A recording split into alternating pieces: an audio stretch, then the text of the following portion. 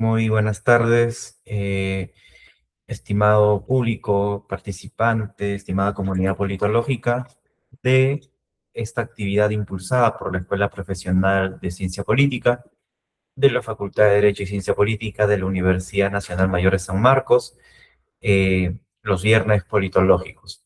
En esta oportunidad nos encontramos reunidos para llevar a cabo la sexta sesión de esta actividad académica impulsada por la dirección de nuestra escuela. Y para esta ocasión contamos con la presencia de la magíster Ileana Eloísa Rojas Romero, quien es abogada por la Pontificia Universidad Católica del Perú. Así también es magíster en políticas públicas y sociales por la Universidad Pompeu Fabra en Barcelona. Además de ello, es graduada del programa de Gobernabilidad, Gerencia Política y Gestión Pública por the George Washington University y la Pontificia Universidad Católica del Perú. Asimismo, es profesora en diversas universidades, como nuestra Casa de Estudios, la Universidad Antonio Ruiz de Montoya, la Universidad Científica del Sur y la Pontificia Universidad Católica del Perú. El tema que la profesora Ileana Rojas nos compartirá el día de hoy se titula Del reconocimiento a las condiciones de implementación, la política nacional de pueblos indígenas u originarios al 2040 y los desafíos políticos del Estado intercultural. Antes de iniciar, recordamos a nuestro público asistente tener el micrófono y la cámara apagada en todo momento para llevar a cabo la sesión de la manera más óptima posible. Una vez que nuestra ponente brinde su conferencia, habrá un espacio para una ronda de preguntas. Además, para acceder a la constancia de participación, se estará enviando a través de este chat el enlace de asistencia a través de un formulario. Entonces, estén atentos y sin más preámbulo, le damos la bienvenida y agradecimiento a la profesora Ileana Rojas para que pueda iniciar con su ponencia. Adelante, profesora. Buenas tardes. Muchas gracias, Javier, y también a la Escuela Profesional de Ciencia Política por la invitación y a todos ustedes que están conectados y pues viendo en este espacio, esta ponencia. Así que pues yo, como les comentó Javier en mi presentación, voy a conversar acerca de la Política Nacional de Pueblos Indígenas Originarios, en cuya construcción yo participé parcialmente, ¿sí? Durante un tiempo. Y para esto me permito yo reproducir las diapositivas que voy a reproducir a continuación, ¿ya? Como es aquí, creo que no las puedo reproducir. Se me tiene que habilitar, por favor. Un momento, profesora. Sí, claro.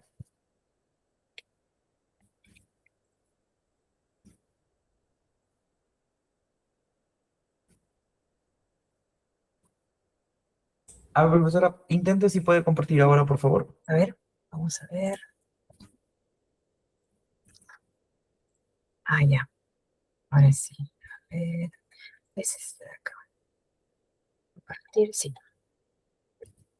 Ya está. ¿Se logra ver? ¿Es así? Sí, se ve. Excelente. Bueno, voy a comenzar entonces esta ponencia.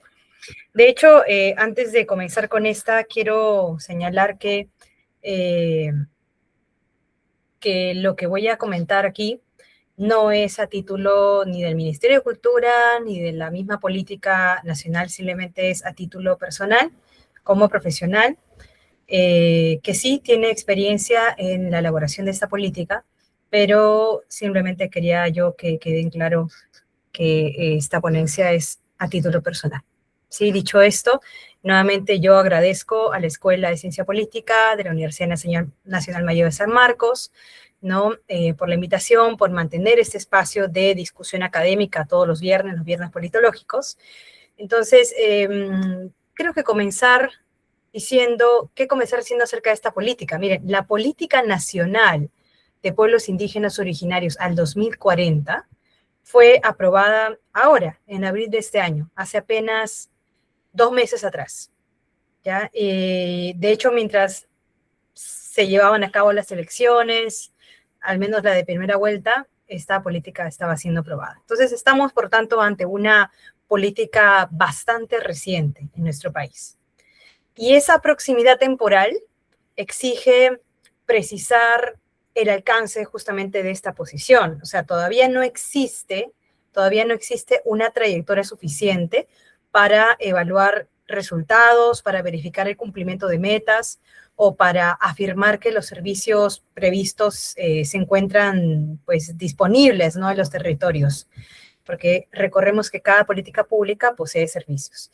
Lo que sí podemos hacer es examinar su diseño, las decisiones que distribuye y también las condiciones institucionales que necesitará para poder incidir efectivamente en los derechos colectivos. Y miren, la distinción central de esta ponencia justamente está contenida en el propio título, ¿no? Reconocer derechos, ¿no? Aprobar una política, incorporarla en los instrumentos de planeamiento, asignar recursos, prestar servicios, producir información y también corregir incumplimientos, ¿no? Y estas son operaciones vinculadas, pero corresponden a momentos y a responsabilidades diferentes. Y por ello la PNPI, voy a referirme a esta política como la PNPI, ya interesa la ciencia política más allá de su contenido sectorial. ¿Ya? ¿Por qué? ¿O cómo así? Porque permite discutir quién conduce una política multisectorial, ¿no? ¿Qué capacidades requiere el Estado? ¿Cómo es que se coordinan entidades con competencias y recursos desiguales? ¿Qué papel cumplen los gobiernos regionales y locales? ¿Cómo es que intervienen las organizaciones indígenas, en este caso las nacionales? ¿Y quién responde cuando las obligaciones públicas quedan sin ejecutar? Entonces, el punto de partida de esta exposición será establecer con precisión en qué situación jurídica e institucional se encuentra al día de hoy, 26 de junio de 2026, esta política. ¿Ya? Y esa delimitación temporal, ¿qué nos permitirá? Nos permitirá evitar que confundamos una norma vigente con una política cuyos resultados ya podrían ser evaluados, porque nuevamente no estamos ante una política cuyos resultados puedan ser evaluados debido a que todavía apenas se acaba de aprobar. ¿Ya? Entonces, con esto me permito ir a lo siguiente. Miren, ¿qué significa decir que la PNPI está en etapa inicial? ¿No? En etapa inicial. Miren, el Decreto Supremo 002-2026 del Ministerio de Cultura, que fue emitido el 8 de abril de 2026, a partir de esta norma, ¿no? La PNPI forma parte del marco vigente y resulta obligatoria para las entidades comprendidas en su ámbito de aplicación. ¿Ya? Entonces, este decreto lo que hace es definir una ruta institucional. ¿Ya? ¿De qué manera? Porque lo que hace es encargar la conducción, ¿no?, de esta política al Ministerio de Cultura. Una política ya aprobada, por supuesto, ¿no? Y Ministerio de Cultura, pero mediante el Viceministerio de Interculturalidad, ¿ya? Porque hay dos viceministerios en el Ministerio de Cultura. Uno de estos viceministerios es el Viceministerio de Interculturalidad. Y es a este viceministerio el que se le encarga la conducción de esta política, ¿ya? Entonces, esta norma, este decreto que aprueba esta política, dispone que la implementación se realice a través de los instrumentos del Sistema Nacional de Planeamiento Estratégico, ¿ya? Del SINAPLAN. También esta norma establece la coordinación con las entidades responsables de los servicios y también ordena la adecuación progresiva de sus instrumentos de planeamiento. Y por su lado, los gobiernos regionales, además, deben de aprobar o actualizar sus políticas en concordancia con la PNPI cuando eso corresponda. Entonces, al día de hoy, ese proceso se encuentra todavía en una etapa inicial, ¿ya? Y durante este mes, junio, se anunció la declaración de interés para conformar el denominado Pacto por los Pueblos, así se llama, ¿ya? Y esto contaría con la participación de organismos de cooperación internacional. Entonces, la información, de hecho, la información oficial lo que señala es que la formalización de este pacto requeriría una resolución ministerial posterior, ¿no? Entonces, hablamos de que se trata de un arreglo preliminar de apoyo, ¿ya? Y también de un arreglo preliminar de cooperación. No, digamos, no de evidencia suficiente todavía sobre el despliegue efectivo de los 141 servicios que tiene la política. Entonces, digamos, de la evidencia que también se dispone al momento, tampoco se puede ver que todavía haya algo referido a la cobertura territorial, ¿ya? Ni tampoco a la calidad de las prestaciones, ni tampoco el cumplimiento de metas, todavía no hay esto, ¿no? Entonces, para poder analizar este tipo de aspectos se necesita justamente tiempo, que correr tiempo, se necesita información producida por las entidades responsables de la política y también mecanismos regulares de seguimiento. Entonces, esta ubicación temporal conduce, creo yo, a la pregunta que organiza toda esta exposición, que es qué debe de ocurrir, qué debe de ocurrir dentro del Estado para que el reconocimiento de derechos llegue a convertirse en decisiones públicas efectivas. Esto me lleva a la siguiente diapositiva, ¿no? O sea, ¿qué convierte derechos en decisiones públicas? ¿Ya? Es decir, de la obligación a la decisión pública. Entonces, el reconocimiento jurídico modifica las obligaciones del Estado. ¿Ya? Cuando un derecho colectivo de los pueblos indígenas es reconocido por la norma, entonces las entidades públicas tienen la obligación de respetarlo, de protegerlo y también de adoptar medidas para garantizar su ejercicio. Pero, ¿no? Sin embargo, entre la existencia de la obligación y el cumplimiento de la misma, intervienen múltiples decisiones políticas y administrativas. ¿Ya? Entonces, una política pública realiza una segunda operación. ¿Ya? Hemos visto quién decía una segunda operación. Entonces, lo que hace la política pública es definir el problema que será atendido. ¿Ya? Lo que hace también es que selecciona objetivos, establece cursos de acción, diseña instrumentos y también distribuye responsabilidades. Entonces, lo que hace la PNPI es organizar esta intervención mediante objetivos prioritarios, lineamientos, servicios, indicadores, actividades operativas y entidades proveedoras. Entonces, la implementación añade una dimensión diferente. ¿Por qué? Porque cada entidad debe interpretar qué exige la política dentro de su ámbito.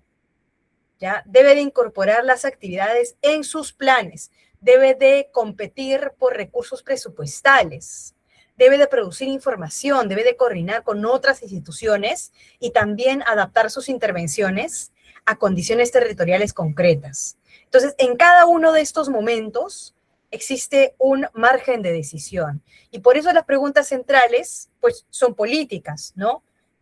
Primero, ¿quién tiene la autoridad?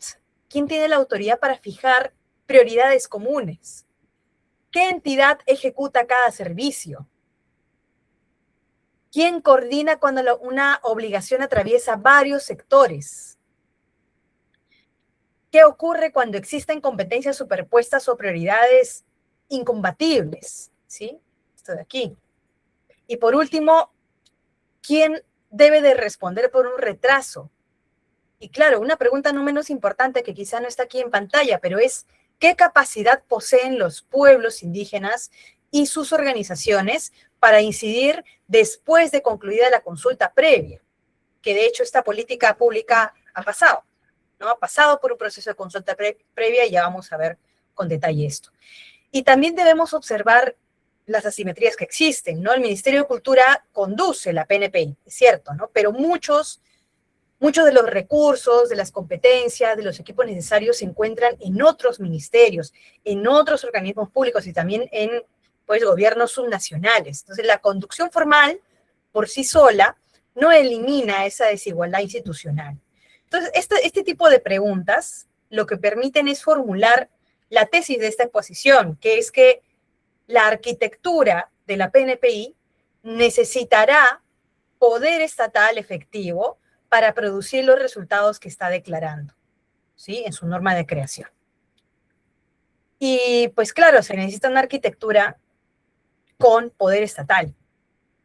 Y la PNPI pues presenta una arquitectura muy amplia, ¿ya? Muy amplia. Déjenme ver algo. Sí, muy amplia. Organiza el problema público, establece 9 objetivos prioritarios y también vincula esos objetivos con lineamientos, servicios, actividades, indicadores y entidades responsables. Esto ya lo mencioné a propósito de la diapositiva previa. Entonces, esta estructura puede, y de hecho hace, ¿no? O sea, ordena obligaciones que durante mucho tiempo han permanecido dispersas entre sectores y niveles de gobierno. Entonces, la existencia de esa arquitectura construye, o mejor dicho, sí, construye y a la vez que constituye una condición favorable, ¿ya? Pero su funcionamiento va a depender de conexiones institucionales concretas. Entonces, los servicios, por ejemplo, necesitan ingresar en los instrumentos de planeamiento y presupuesto también. Las entidades responsables requieren personal, sistemas de información, capacidades técnicas y presencia territorial. La conducción, por su parte, necesita autoridad para convocar, requerir datos, para identificar rezagos, para promover ajustes. La participación indígena también debe de continuar, por supuesto, durante la programación, el seguimiento y la evaluación. Entonces, la distancia que hay entre diseño e implementación suele describirse mediante una expresión quizá bastante conocida en el ámbito de las políticas públicas, que se llama brecha de implementación. Entonces, conviene, yo creo, precisar aquí qué es lo que produce esa brecha de implementación, ¿ya? Esa brecha puede surgir de responsabilidades fragmentadas o de alta rotación del personal o de sistemas de información incompatibles o de competencias distribuidas y recursos suficientes o de incentivos sectoriales distintos y también de decisiones públicas que priorizan pues otros objetivos. Y también aquí intervienen relaciones de poder. O sea, una política orientada a garantizar el territorio, perdón, que esto pertenecía a una diapositiva que no figura aquí, pero igual todavía no estoy desarrollando esta diapositiva, pero igual la información que estoy proporcionando corresponde con la exposición. Entonces, una política orientada a garantizar territorio, participación o protección ambiental puede entrar en tensión con decisiones sobre inversión, sobre infraestructura, sobre aprovechamiento de recursos, sobre seguridad. Entonces, la política indígena no actúa en un vacío, sino que compite por atención, presupuesto, autoridad dentro de un aparato estatal, ¿no? Y por ello el poder estatal relevante aquí no significa concentración arbitraria, significa capacidad institucional para poder ejecutar obligaciones, para coordinar actores, para resolver bloqueos y también responder públicamente por los resultados, ¿ya? Y antes de examinar estas condiciones, yo creo que necesitamos revisar justamente el punto desde el cual parte la PNPI, que es esto de aquí, ¿no? O sea, un marco jurídico que reconoce numerosos derechos y una realidad institucional en la que sus garantías continúan siendo incompletas, ¿no? Entonces, por eso hablamos ahora sí, en esta diapositiva, de reconocimiento jurídico y garantías incompletas. Miren, el ordenamiento jurídico peruano contiene un conjunto relevante de reconocimientos, ¿ya? Comencemos por la Constitución. La Constitución reconoce la identidad étnica y cultural. ¿ya? También reconoce las lenguas indígenas, atribuye existencia jurídica y autonomía a las comunidades campesinas y nativas, y también admite el ejercicio de funciones jurisdiccionales por sus autoridades dentro del marco, pues, constitucional, ¿ya? Entonces, aquí entra, ya no estamos hablando de la Constitución, aquí entra el Convenio 169 de la Organización Internacional del Trabajo, OIT. Y este Convenio 169, que es un tratado internacional de derechos humanos, amplía toda esa comprensión de estos derechos que están aquí en pantalla. Reconoce este convenio a los pueblos indígenas como sujetos colectivos y establece obligaciones relacionadas con la participación, con la consulta, con las instituciones propias, con tierras, territorios, recursos, prioridades de desarrollo. Y si vamos a la normativa nacional nuevamente, a una norma que tiene un rango legal, que es la Ley de Consulta Previa del año 2011, esta Ley de Consulta Previa desarrolla en el ámbito interno una parte de esas obligaciones, ¿sí? Entonces, este marco, todo este marco del cual les acabo de comentar, ha producido una serie de cambios importantes en el lenguaje jurídico y también en las responsabilidades estatales. Sin embargo, el reconocimiento convive con problemas persistentes, ¿ya? Problemas persistentes. Aquí está esta columna de aquí. O sea, la PNPI sí identifica, pues, inseguridad territorial, identifica degradación ambiental, pérdida de conocimientos colectivos, limitaciones en participación y consulta, amenazas contra los pueblos en aislamiento y contacto inicial, desigualdades que afectan a las mujeres indígenas, deficiencias en servicios y también discriminación étnico-racial. Entonces, la distancia entre estas dos columnas de aquí, que ven ustedes aquí, no debe entenderse como una, pues, no sé, oposición absoluta entre una norma y entre la realidad. No, no hay que entenderlo así. O sea, el reconocimiento ha permitido demandas, decisiones judiciales, procesos de consulta y políticas específicas. El problema reside en la capacidad desigual para traducirlo en procedimientos oportunos, en recursos, en prevención y también en respuestas institucionales. Entonces, muchas intervenciones estatales todavía continúan estructurándose mediante categorías sectoriales o agrarias que captan solamente una partecita de la condición colectiva, territorial y política de los pueblos indígenas. Y hecha esta precisión, todo esto lleva a distinguir, digamos, tres realidades que suelen utilizarse, digamos, como si fueran equivalentes, ¿ya? Que son pueblo indígena, comunidad y organización representativa. Entonces, la expresión pueblos indígenas originarios, ¿no? Y si revisamos el convenio 169 de la OIT, que es tan importante como la Constitución Política del Perú, esta expresión, la primera, designa a sujetos colectivos identificados a partir de elementos subjetivos y un elemento subjetivo. Son tres, ¿ya? Y entre ellos se encuentran la continuidad histórica, las instituciones propias, la relación con territorios determinados, estos son los criterios objetivos, y la autoidentificación como elemento subjetivo de identificación de pueblos. Entonces, el convenio 169 concede especial importancia a este último, que es la autoidentificación indígena, es decir, al elemento subjetivo. Por su lado, cuando hablamos de comunidad, sea comunidad campesina o comunidad nativa, una comunidad puede constituir una forma jurídica, territorial y organizativa de parte de un pueblo indígena. No es lo mismo. No es lo mismo pueblo indígena que comunidad nativa campesina.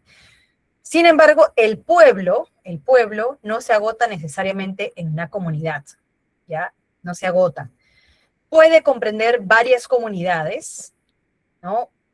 Puede comprender también población que vive fuera de las comunidades, comprende también instituciones propias y vínculos territoriales más amplios, ¿ya? Y por último, estamos en este tercer nivel, las organizaciones representativas de pueblos indígenas cumplen otra función, ¿ya?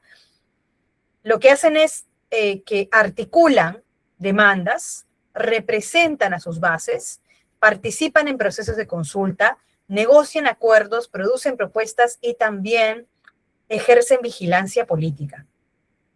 Claro, pueden tener alcance nacional, regional, federativo, comunal o especializado. Entonces, las organizaciones, por ejemplo, las organizaciones de mujeres indígenas, lo que han hecho es colocar asuntos y experiencias que no siempre ocuparon un lugar central en otras estructuras representativas, ¿ya? Y ahí, por ejemplo, hablamos al día de hoy de organizaciones representativas de mujeres a nivel nacional como ONAMIAP o FENMUCARINAP, ¿ya?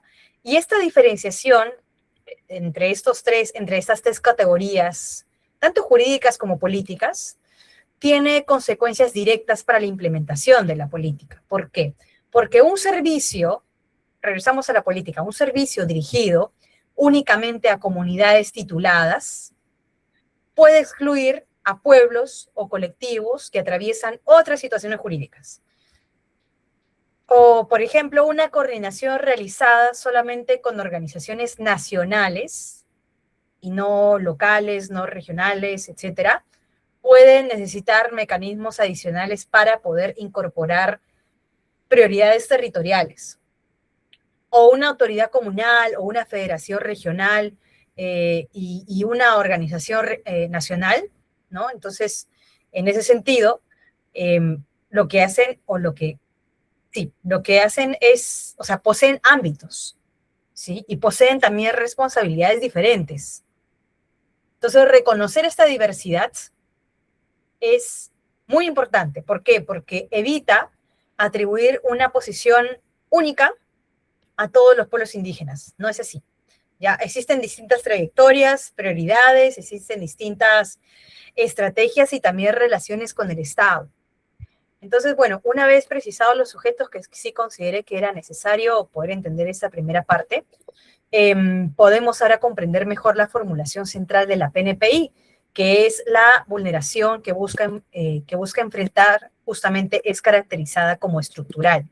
Entonces, la PNPI define, de hecho, el problema público que posee toda política pública como voy a permitirme citar, la vulneración estructural de los derechos colectivos de los pueblos indígenas u originarios. ¿Ya? Entonces, la palabra estructural cumple una función, creo yo, analítica importante, porque indica que los daños y las restricciones persisten porque existen arreglos institucionales, económicos y también políticos que justamente los producen, ¿no? Que los permiten, que los reproducen. ¿Ya? Entonces, un procedimiento, por ejemplo, ¿no? Un procedimiento de titulación que tarda muchos años, que es la realidad de nuestro país, lamentablemente, no puede explicarse únicamente por la conducta de una servidora o de un servidor público, ¿no? No es un caso aislado. O sea, aquí intervienen la distribución de las competencias, los registros disponibles al respecto, el presupuesto, la estabilidad del personal, los conflictos de superposición y también la prioridad política atribuida al saneamiento territorial. Entonces, ahora, eso por un lado, por el lado de la titulación de tierras. Algo semejante ocurre con la participación. La existencia de un espacio de diálogo, ¿no? Por más que esté aprobado por norma, por más que sea una mesa de diálogo, una comisión multisectorial o lo que sea, no garantiza, digamos, la incidencia que se requiere cuando la información llega, pues, la información llega tarde, o cuando las decisiones ya están tomadas, o cuando ninguna entidad responde por los acuerdos. Y en materia ambiental, una medida sectorial puede perder eficacia cuando otras autorizaciones, pues, incrementan, ¿no?, las presiones sobre el mismo territorio. Entonces, con esto, ¿a qué quería llegar? Que la forma en que se define el problema público delimita las respuestas posibles. O sea, si se presenta únicamente como falta de acceso a servicios, entonces la intervención, ¿no?, desde el ámbito público va a tender a ampliar prestaciones, ¿no? Pero cuando se reconoce una vulneración de derechos colectivos, también deben abordarse, pues, territorio, autonomía, participación, consulta, prevención, instituciones propias, capacidad de decidir sobre las prioridades de desarrollo. Entonces, ese tipo de esta formulación, ¿sí?, esta formulación del problema público, ya comenzamos, perdón, la lectura desde acá. Yo comencé hablando desde aquí, ¿sí? Y subí hasta por acá, porque tiene que partir de acá. Para poder llegar a esto, hay que partir de los arreglos institucionales. Entonces, esta formulación lo que hace es evitar reducir la política indígena a un programa social dirigido a personas consideradas vulnerables. Ya no estamos ante un programa social, no estamos ante una medida asistencialista. O sea, los pueblos indígenas son titulares colectivos, de derechos colectivos, y al mismo tiempo son actores políticos cuyas relaciones con el Estado incluyen reconocimiento, representación, disputa, negociación y control. Entonces, la dimensión estructural justamente se despliega en 9 causas directas de la vulneración estructural, ¿ya?, que mantienen relaciones estrechas entre sí. Entonces, a ver, a este punto, la PNPI, para que se entienda un poquito la estructura de la PNPI, como toda política pública, siempre se identifican causas, ¿ya?, causas directas e indirectas. Y la PNPI lo que hace es organizar el problema público mediante 9 causas directas y 40 causas indirectas. Las causas, digamos, abarcan, en general, ¿no?, todas las causas abarcan tierra y territorio.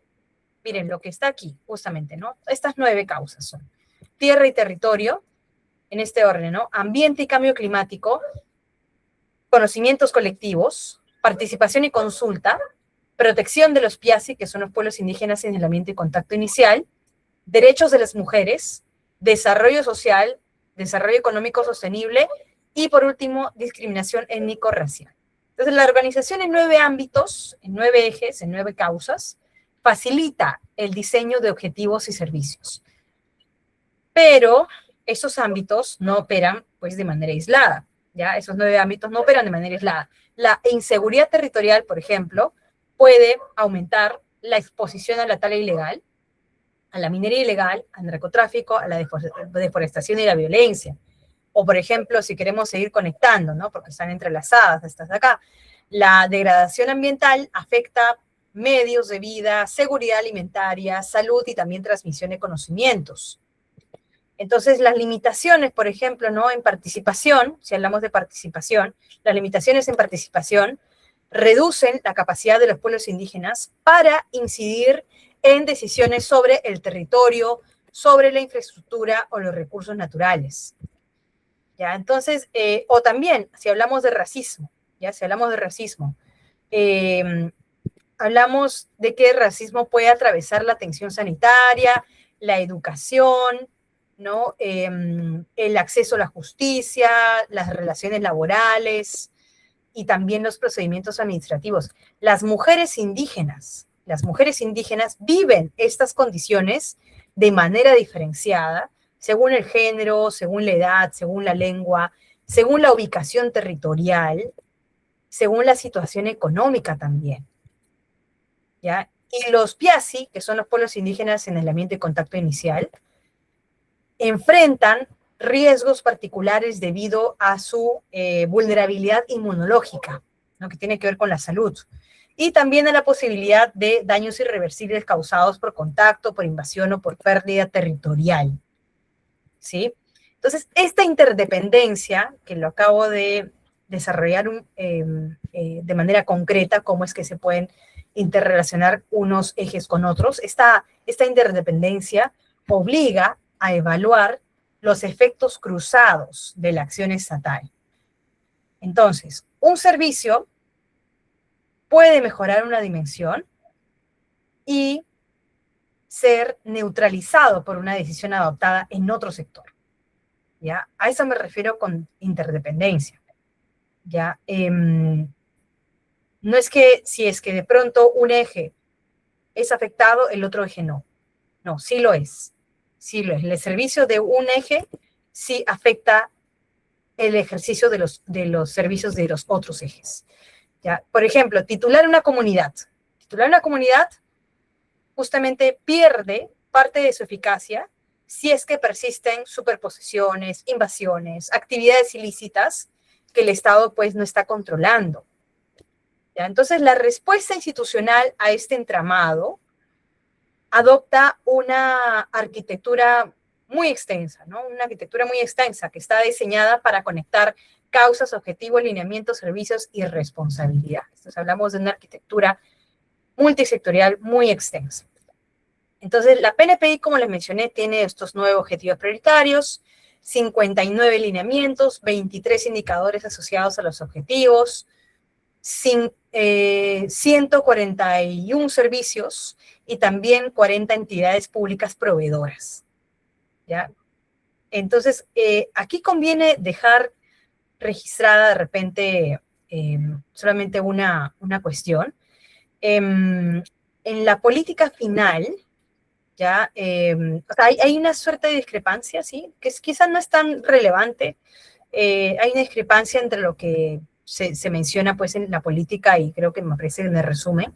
Se mencionan por ahí 58 lineamientos en la política final, en el documento grande, de más de 1000 páginas, y el resumen ejecutivo señala 59. ¿Ya? Pero bueno, entonces, en realidad tenemos aquí, pues, de la matriz se puede identificar que hay 59 lineamientos distintos, ¿ya? Entonces, la arquitectura, habiendo hecho ese pequeño paréntesis, la arquitectura cumple una función aquí relevante. Una función relevante. ¿Por qué? Porque conecta el problema público, que ya hemos identificado, con los resultados esperados, con las orientaciones de intervención, productos estatales, indicadores y también los responsables. Y entonces una formulación general, como por ejemplo garantizar derechos colectivos, adquiere expresiones institucionales mucho más concretas, ¿ya? Ahora, la amplitud también eleva la complejidad, porque cada servicio requiere actividades operativas, requiere personal, presupuesto, información, coordinación y también una entidad que responda.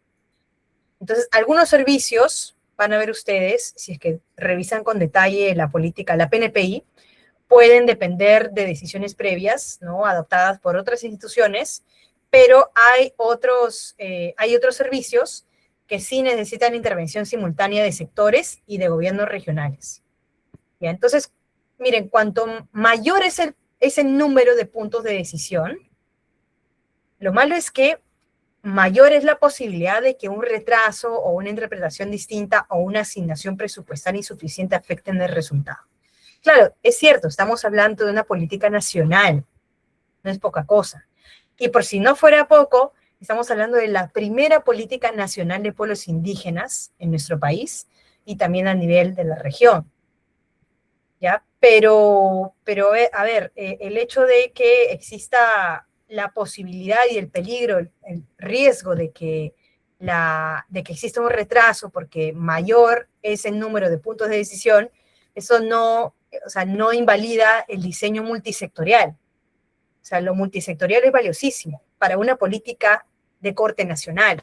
¿Por qué? Porque muestra justamente el tipo de capacidad que demanda una política nacional, repito. Entonces, la multisectorialidad describe la participación de numerosas entidades.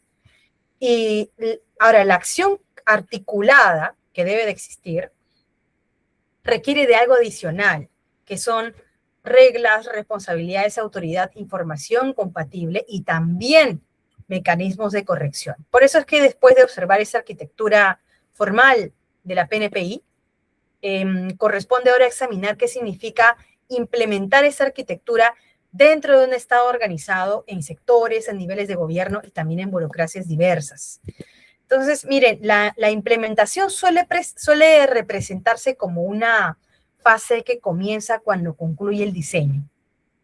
No, no es así. O sea, en la práctica hablamos de un proceso de interpretación, de priorización y también de adaptación que se extiende por toda la organización estatal.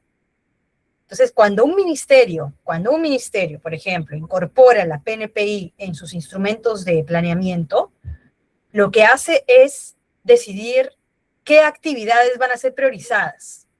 O cuando una oficina de presupuesto tiene que asignar recursos, lo que hace es determinar qué obligaciones contarán con respaldo material. O cuando un gobierno regional aplica un procedimiento, lo que hace es definir tiempos, requisitos y también capacidad de atención. O cuando una oficina territorial interviene ante una situación concreta, lo que hace es interpretar reglas generales, ¿sí? Pero bajo restricciones específicas. Entonces, la literatura, de hecho, sobre la implementación de políticas públicas ha mostrado que cada punto de decisión puede modificar el resultado, ¿ya? Entonces, así tenemos, por ejemplo, a Pressman y a Widawski, por ejemplo. Este par de autores lo que han hecho es estudiar cómo la acumulación de participantes y autorizaciones, debilita la ejecución de un programa, ¿ya? Debilita la ejecución de un programa. También tenemos a otro autor, no sé si lo han escuchado, pero es Lipsky. Lipsky, por su lado, lo que hizo fue examinar la discrecionalidad de las burocracias que atienden directamente a la población y que toman decisiones bajo presión de tiempo, bajo presión de recursos, de información limitada. Entonces, integrando esto que acabo de mencionar, en la PNPI, estos problemas adquieren una especial importancia. ¿Por qué? Porque los servicios atraviesan sectores y territorios muy diversos. Entonces, la coordinación, lo que tiene que hacer es articular, ¿qué cosa? Mandatos, procedimientos, bases de datos, prioridades institucionales que no siempre coinciden. Entonces, implementar, ¿qué significa? Significa distribuir decisiones y también responsabilidades. La ejecución va a depender de quién interpreta, de quién prioriza, de quién financia, de quién coordina, de quién adapta el servicio también y también, por supuesto, de quién corrige los desvíos que se vayan a producir. Y esta distribución justamente nos lleva al problema de la rectoría de una política pública. O sea, el Ministerio de Cultura está un poquito pequeño acá, voy a ampliarlo un poquito nada más. Miren, ahí está. El Ministerio de Cultura posee la conducción formal, ¿sí?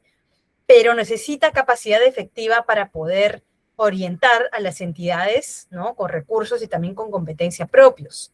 Entonces, aquí el decreto supremo que aprueba la política asigna la conducción de la PNPI en este Ministerio de Cultura, ¿ya? Y esa atribución que establece quién es el que debe orientar el proceso, ¿no? El que debe coordinar la implementación y también conducir el seguimiento de la política, de la PNPI.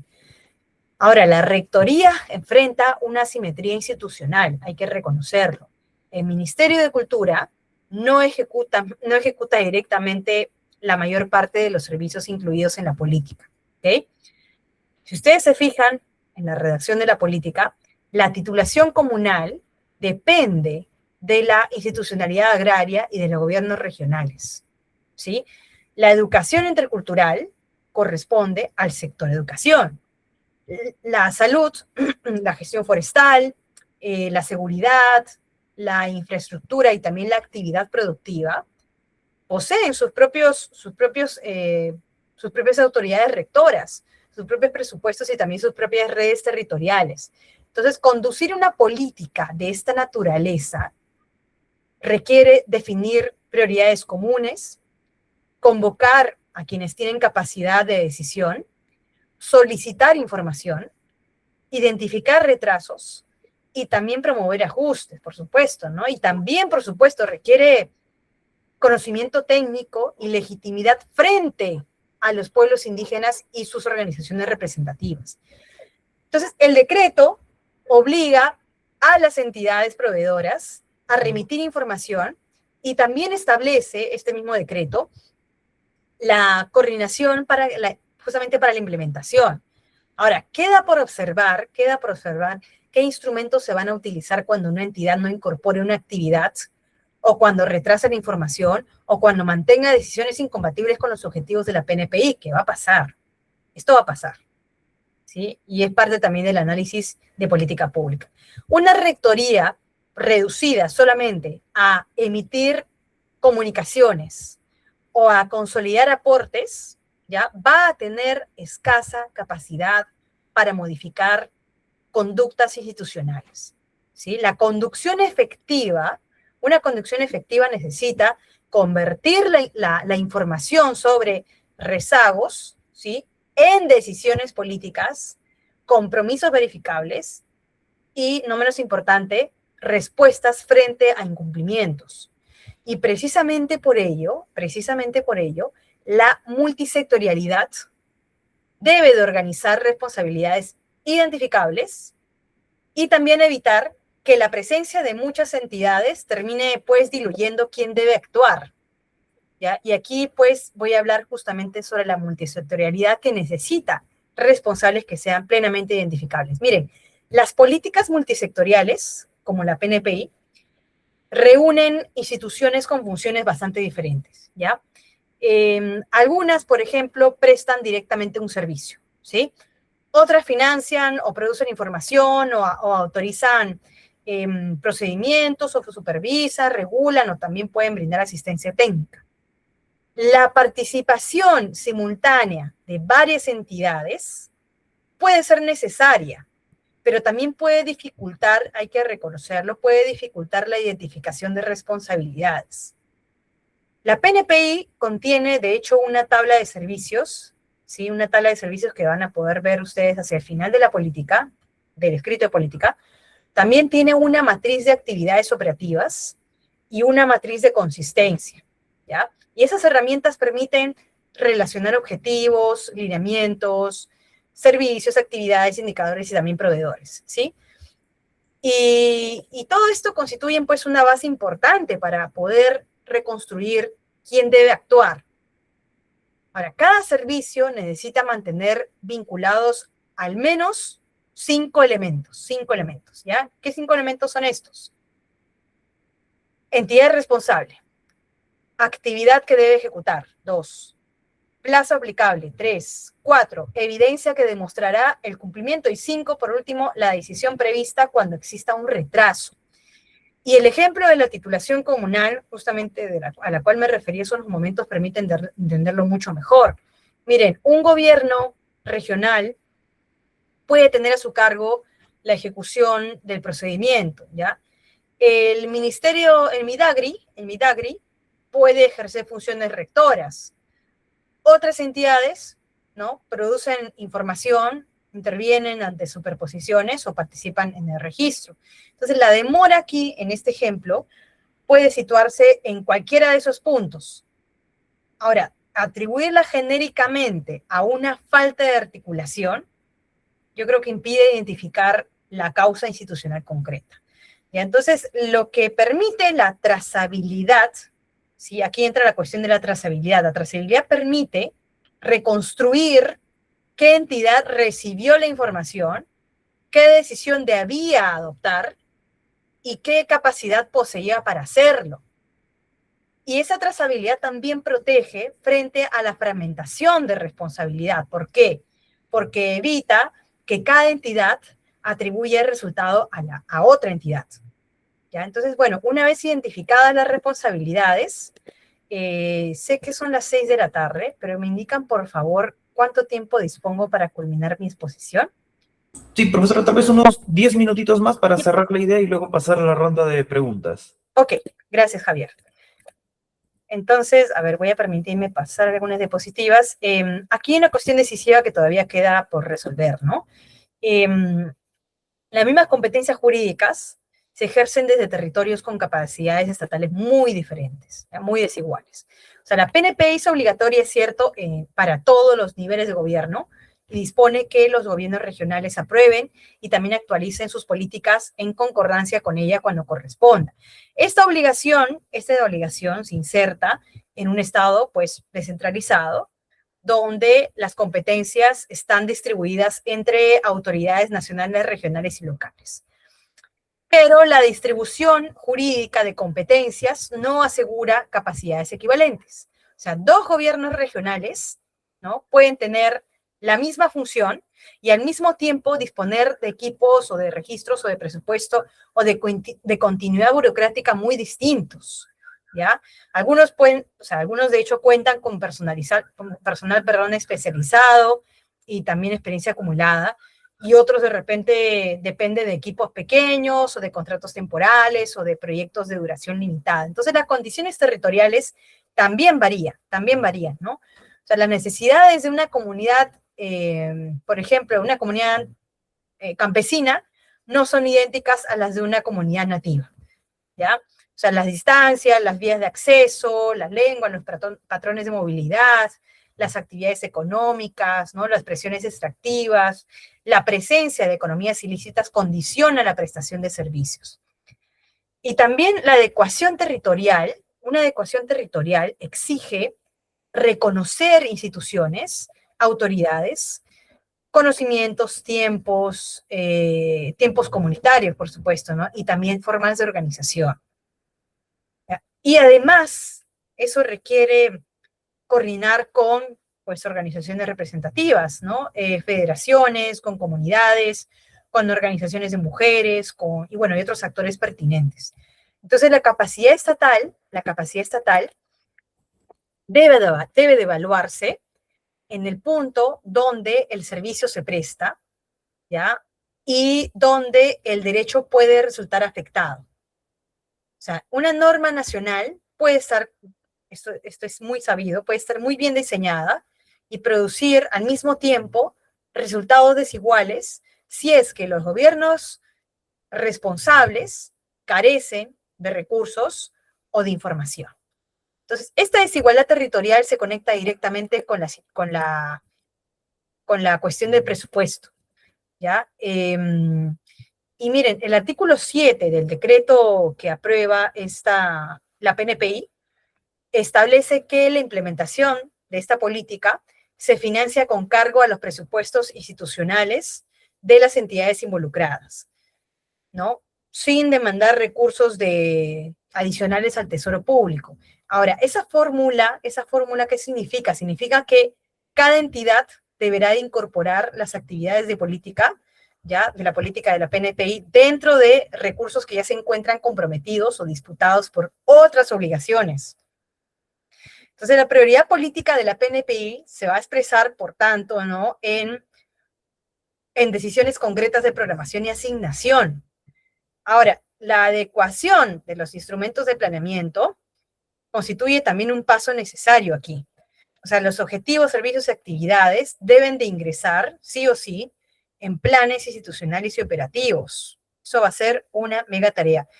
Ahora, no obstante, la presencia de una actividad en un plan no garantiza personal, logística, movilidad, equipos, sistemas de información, ni tampoco cobertura territorial.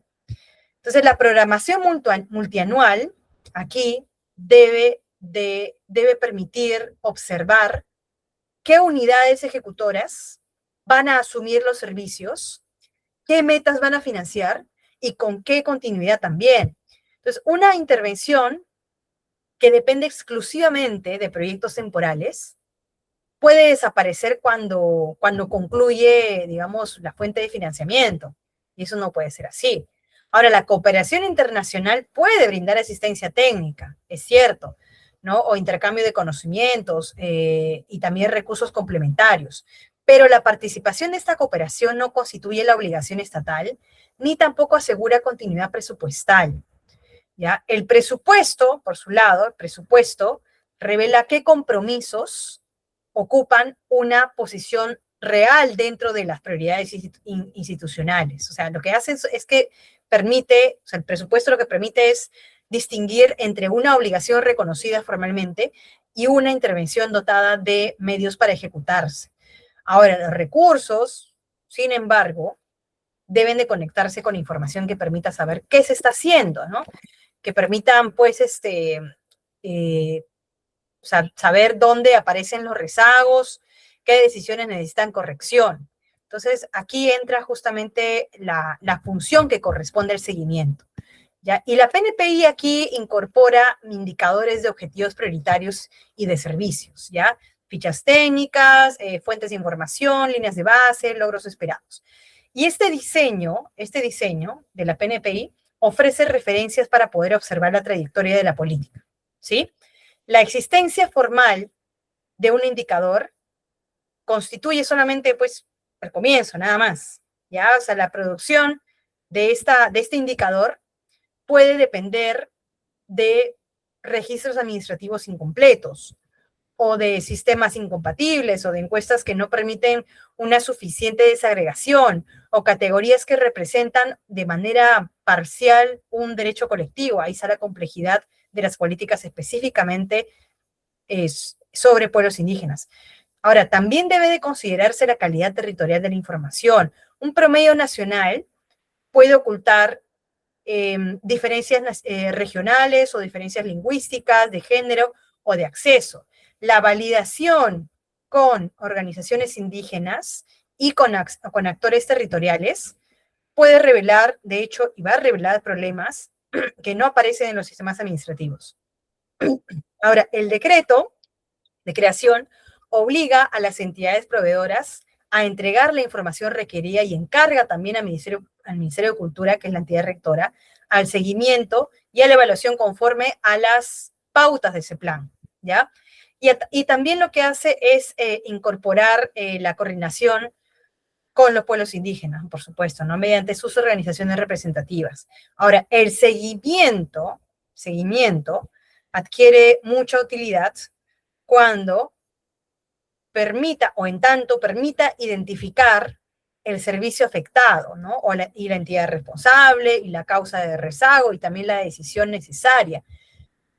Un reporte que describe incumplimientos, pero que no activa, pues, modificaciones, ¿ya? O que no advierte que se necesitan modificaciones, conserva la información, pero no modifica la acción pública, ¿ya? Por ello es que la secuencia relevante comprende, uno, producir información, dos, validarla, interpretarla, decidir, corregir e informar los resultados. Entonces, cada uno de estos pasos requiere responsables y también, por supuesto, reglas muy claras.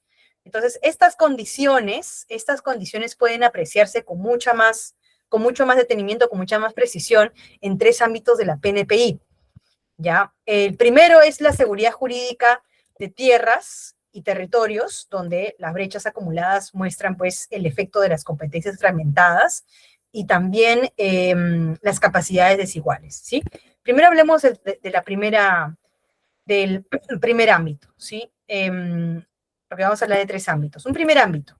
A ver, la seguridad jurídica de tierras y territorios constituye este primer objetivo prioritario de la PNPI. Y claro, el derecho a la tierra y territorio se trata de un derecho colectivo, al mismo tiempo de un ámbito donde intervienen numerosas reglas, entidades y procedimientos. Ahora, al 30 de diciembre, porque es bueno decir también hasta qué momento tenemos la información, al 30 de diciembre del año pasado, el sistema catastral rural registraba 1949 comunidades pendientes de titulación. Es un montón. 1949 comunidades pendientes de titulación. 5.968 pendientes de georreferenciación. ¿Ya? Y esas cifras comprenden tanto comunidades campesinas como nativas. Ahora, tampoco representan por sí solas toda la realidad territorial de los pueblos indígenas porque existen otras situaciones de reconocimiento, de superposición y también de ocupación. ¿Ya? Recordemos que comunidades campesinas y nativas no es sinónimo de pueblos indígenas. Ahora, el Midagri, sabemos, ejerce rectoría sobre saneamiento físico legal y también formalización agraria, ¿no? También tenemos que los gobiernos regionales ejecutan procedimientos de reconocimiento, de titulación, de ampliación y georreferenciación mediante sus dependencias agrarias. Por su parte, también tenemos a SUNARP, ¿ya? SUNARP. Y también otras entidades, ¿no?, que participan en el registro y en la producción o la verificación de la información. Entonces, la PNPI lo que hace es identificar registros que están incompletos, ¿ya? Con baja interoperabilidad, con dificultades presupuestales y también con controversias por superposición. Entonces, cada expediente puede depender, ¿sí? O sea, del levantamiento catastral, del trabajo de campo, de la resolución de conflictos, de la aprobación administrativa y también de la inscripción. Ahora, a esto me refería hace unas diapositivas atrás, la demora en cualquiera de estos puntos prolonga la inseguridad jurídica y también puede aumentar la exposición a invasiones, a deforestación, a actividades ilegales, a conflictos por recursos, y por ello la titulación no puede evaluarse únicamente por el número de resoluciones emitidas. O sea, también importa mucho la protección efectiva del territorio. Hay otros dos ámbitos más, sé que ya estoy sobre la hora, hay otros dos ámbitos más que exigen una lógica, ¿no? O sea, estos tres ámbitos, mejor dicho, esas condiciones que se aprecian, ¿no?, las que les mencioné en esos tres ámbitos, que son tierra y territorio. El siguiente que iba a mencionar yo es PIASI, pueblos indígenas en aislamiento y contacto inicial, ¿no? Y el tercer ámbito es el de las mujeres indígenas, PIASI, mujeres indígenas, ¿no? Y hablamos aquí de desigualdades entrecruzadas. De ahí yo iba a hablar de participación, que es la participación que se dio la participación que tiene que darse durante la implementación de la política, y también la participación que se dio para la aprobación de la política en sí. ¿Ya? Participación que no solamente se dio en el proceso de consulta previa, sino también en las etapas previas, valga la redundancia, de la publicación preliminar de la medida. Es decir, cuando se diseñó, cuando se diagnosticó. O sea, las etapas de diagnóstico y diseño también contaron con varios espacios de diálogo, tanto con entidades estatales involucradas, como también con representación indígena, nacional y regional. De hecho, se hicieron talleres macroregionales al inicio del proceso de política, ¿ya? Y también les iba a hablar sobre otras políticas que pueden neutralizar, ¿no?, la PNPI, ¿no? Sí, la coherencia entre políticas estatales, que es también necesario cuando hablamos de una política pública. Y, por supuesto, cómo traducimos todo esto en un Estado intercultural, porque, pues, el hecho de tener una PNPI no basta.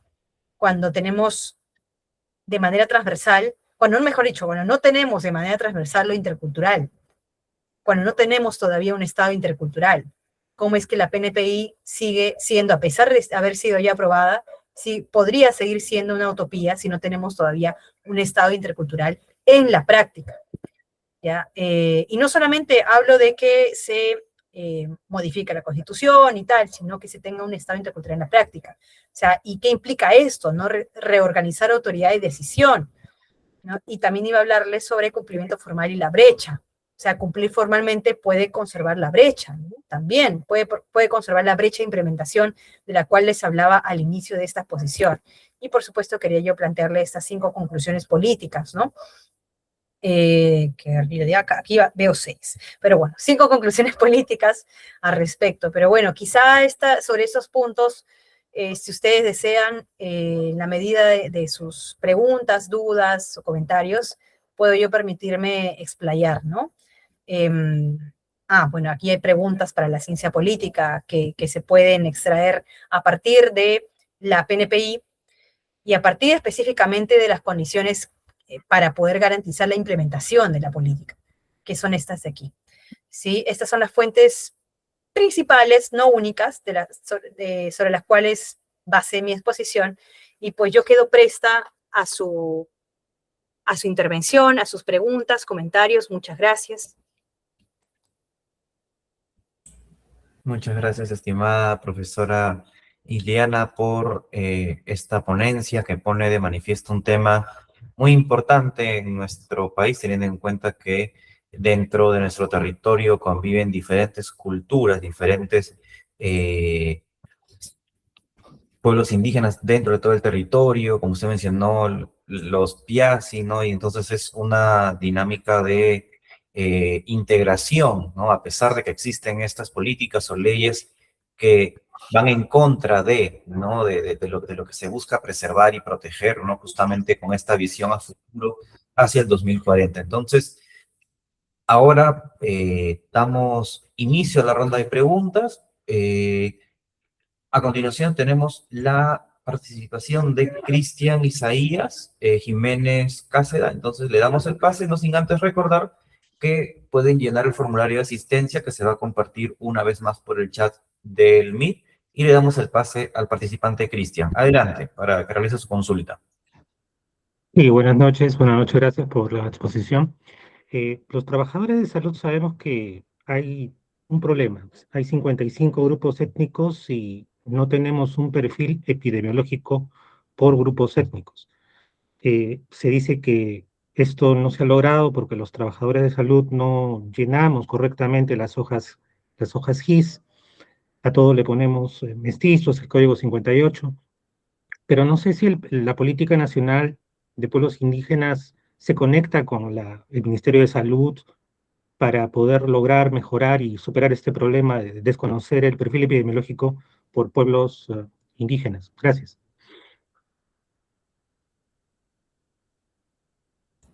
Muchas gracias, Cristian, por tu intervención y tu pregunta, ¿no? Desde el sector salud, porque recordemos que esta política nacional incorpora, ¿no? un eje en materia, no de salud específicamente, sino un eje de derechos sociales en el cual se puede involucrar a educación, salud, etcétera, ¿no? Justicia intercultural.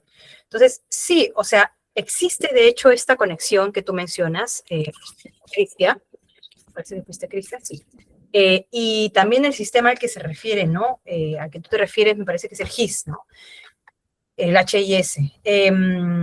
La PNPI, de hecho, incorpora al Ministerio de Salud como responsable de diversos servicios e indicadores, ¿ya? Y varias fichas, de hecho, utilizan precisamente el GIS como fuente. Y yo creo, pero ahora, hay una cuestión aquí. Eso todavía no equivale a contar con perfiles epidemiológicos, ¿sí? Diferenciados para cada uno de los 55 pueblos indígenas reconocidos en este país, ya en la base de datos oficial. Ahora, además, yo creo que sería, creo yo, incompleto atribuir el problema únicamente al personal que registra, porque el uso recurrente de la categoría otros, ya también lo que revela son fallas en el diseño de campo, revela fallas en catálogos pues poco operativos, ¿no? En capacitación irregular, presión asistencial, pues, ¿no? En la escasa validación y también en la poca devolución de la información a los establecimientos. Aquí la pertenencia étnica, ¿ya? La pertenencia étnica debe de registrarse mediante la autoidentificación, ya que fue uno de los elementos que yo les mencioné, uno de los tres criterios para poder identificar a los pueblos indígenas, ¿ya? La autoidentificación aquí es el criterio que debe de primar, ¿no? Y claro, cuando corresponda, identificar el pueblo específico, ¿no?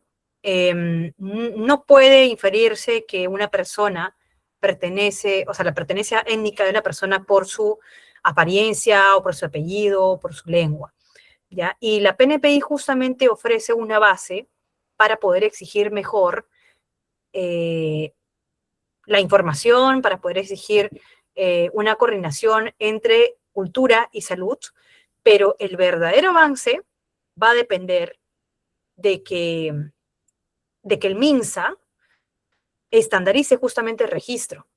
Ya va a depender muchísimo de que estandarice el registro, ya de que mejore también la cuestión de la interoperabilidad y que produzca el análisis desagregado por pueblo, territorio, sexo y edad, ¿ya? Y yo creo que mientras eso no ocurra, entonces podremos medir atenciones en salud en ámbitos indígenas, pero todavía vamos a seguir sin conocer con precisión el perfil epidemiológico de cada pueblo, ¿no? Y de las personas que lo conforman. Muchas gracias, profesora, por su respuesta. También al participante Cristian por la pregunta en este sector específico, el ámbito de salud. Bueno, a continuación en esta ronda de preguntas seguimos invitando al público. Aún tenemos un margen de tiempo para de repente algunas 2 preguntas más. Si el público se anima a participar, puede levantar la mano de aquí del Meet o redactar su pregunta y se dará lectura. A ver, invitamos al público para que pueda en este espacio. Ahí está Ronaldo Denis Vega Guamán. Adelante con su pregunta. Buenas tardes, estimada. Excelente exposición. En ese sentido, le quisiera hacer una pregunta desde su punto de vista, de su experiencia, desde el enfoque o desafíos de las instituciones. Desde el aparato estatal, ¿cómo podríamos transformar la cultura organizacional de las instituciones públicas? De modo del Estado intercultural no solo sea un discurso lo clásico de los políticos, ¿no? Sino una práctica diaria en la atención al ciudadano. Sobre ese punto, ¿qué sugerencias me podría dar, ya que estoy laborando en el sector público? Muchas gracias, Ronaldo, por la pregunta, ¿no? Sobre todo si es que viene, pues, del sector público.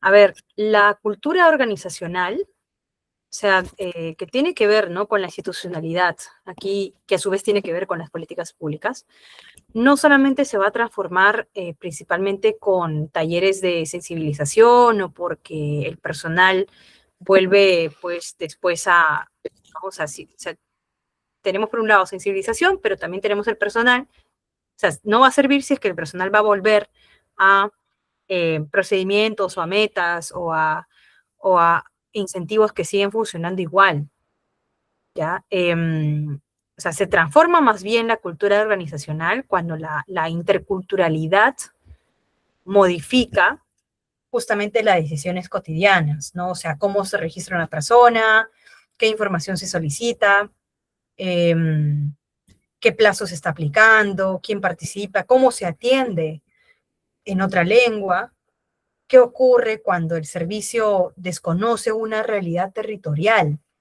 Entonces, en el Estado peruano hay además obstáculos que son bastante concretos, ¿no? Alta rotación, quienes hemos trabajamos en el sector público lo sabemos, hay alta rotación, hay equipos temporales, centralización de decisiones, registros deficientes, también hay evaluaciones que premian cantidad de atenciones, ¿no? Entonces, quien tenga más atenciones, ahí es. Entonces, pero rara vez se premia o se incentiva la pertinencia o la calidad. Entonces, por eso es que la responsabilidad no puede solamente recaer en quien atiende la ventanilla, ¿ya? La responsabilidad debe llegar también a quienes diseñan los protocolos, a quienes asignan el presupuesto, a quienes contratan el personal, a quienes supervisan los resultados. Entonces, la interculturalidad empieza a institucionalizarse cuando forma parte de los perfiles de puesto, cuando forma parte también de los procedimientos, de la inducción, de la evaluación del desempeño, de los sistemas de información, de los mecanismos de queja y también de corrección. Y claro, esto requiere participación indígena en la evaluación del servicio. O sea, esto podría sonar un poco descabellado, para para la administración pública, pero no lo es, porque existen obligaciones internacionales y nacionales que vinculan, que, valga la redundancia, obligan al Estado a hacer esto que estoy mencionando. ¿Ya? Entonces, nuevamente, se requiere participación indígena en la evaluación del servicio. ¿Por qué? Porque una institución difícilmente, digamos, puede declararse intercultural basándose únicamente en su propia percepción. Eso no sucede así. ¿Ya? Entonces, aquí el cambio que es decisivo ocurre cuando atender de manera inadecuada deja pues de considerarse solamente, bueno, un desliz, una falla menor, y pasa a generar una responsabilidad institucional ya identificable. Esa sería mi respuesta. Muchas gracias, profesora. También agradecemos a nuestro participante Ronaldo por la pregunta. Entonces, invitamos al público que pueda realizar de repente la última pregunta de esta sesión, o si no hubiera preguntas del público, de repente invitamos a que la profesora pueda dar alguna reflexión final en torno al tema que nos ha presentado el día de hoy. Si no hubiera ninguna pregunta, le damos el pase a la profesora. Bueno, más que reflexión final, yo quería, bueno, sí, es una reflexión final al mismo tiempo que yo quería culminar la exposición, que no puede hacer por el tema del tiempo, y es que hay preguntas pendientes, ¿no? Para la ciencia política. Brevemente me permito solamente volver a presentar, no todo, sino solamente esta parte de acá. Aquí está. No, son las fuentes. Ya, preguntas, ¿no? O sea, hay preguntas para la ciencia política y la primera pregunta se refiere a la autoridad, ¿ya? O sea, ¿qué instancia podrá intervenir básicamente cuando una entidad no incorpore sus responsabilidades? O sea, ¿qué autoridad va a corregir los cumplimientos intersectoriales? ¿Ya? Entonces, la rectoría necesita mecanismos que permitan responder a este tipo de escenarios. Esta segunda pregunta está referida a qué instrumentos van a hacer posible que las prioridades planteadas por los pueblos indígenas ingresen en la programación y en las decisiones financieras. Entonces, un acuerdo sin asignación de recursos puede perder eficacia durante la ejecución. Una tercera pregunta, ¿qué datos permitirán? ¿No? ¿Qué información permitirá reconocer diferencias de varios tipos, territoriales, organizativas, de género, sin convertir justamente la diversidad en categorías administrativas uniformes? Entonces, la comparabilidad nacional debe de convivir con evidencia capaz de representar contextos concretos, ¿no? Aquí tenemos también la cuarta pregunta. ¿Qué ocurrirá cuando otras políticas estatales contradigan los objetivos de la PNPI? ¿No? Entonces, y una última, ¿no? O sea, bueno, no una última, sino estas cuatro preguntas involucran justamente poder, instituciones, capacidades estatales, descentralización, representación y también rendición de cuentas. Y por ello es que la PNPI no constituye solamente un asunto jurídico o un asunto sectorial. O sea, es un objeto de análisis relevante para poder comprender el funcionamiento del Estado y también la calidad de la democracia. Democracia que en estos últimos tiempos, y sigue estándolo, y lo seguirá estando, está en una crisis muy profunda, ¿no? Desde hace ya mucho tiempo. Entonces, la discusión a futuro deberá de seguir la trayectoria de la política con evidencia verificable, con distinguir avances formales de cambios sustantivos y también incorporar las perspectivas de los pueblos y de las organizaciones que están involucradas, ¿no? Entonces, eso, y pues por último, decir que esperemos que este gobierno que sigue y los siguientes no retrocedan en lo ya avanzado en esta materia. Gracias. Muchas gracias, estimada profesora, por este cierre, ¿no? Con estas preguntas que para los politólogos en nuestro campo de acción, tanto académico como profesional, podríamos empezar a preguntarnos y llevar al debate público para seguir visibilizando este tema. Entonces, desde la dirección de la Escuela Profesional de Ciencia Política. Agradecemos a nuestro público participante, a nuestra ponente, la profesora Ileana Rojas, por su ponencia del día de hoy. Las constancias se van a estar enviando ya en el transcurso de la siguiente semana a través de sus correos. Y bueno, recordamos a nuestro público que la publicación de la siguiente conferencia de los viernes politológicos se estaría publicando también la próxima semana para que puedan agendarlo y también asistir. Entonces, esto sería todo por la sesión que nos ha convocado el día de hoy. Muchas gracias y que tengan todos un muy buen fin de semana. Hasta una próxima oportunidad. Muchas gracias. A ustedes muchas gracias. Nos vemos.